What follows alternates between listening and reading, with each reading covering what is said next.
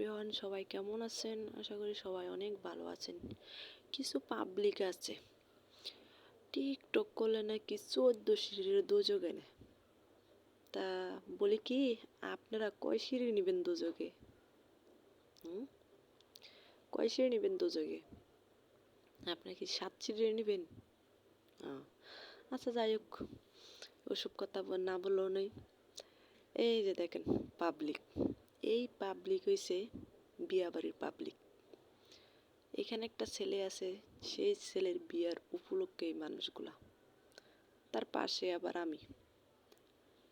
তা আমি আবার বসে বসে ভিডিও করি, আমার মেয়ে আমার সাথে জবাবদিহি করে। দেখেন আমার মারে কি বলে, আমারে কি বলে।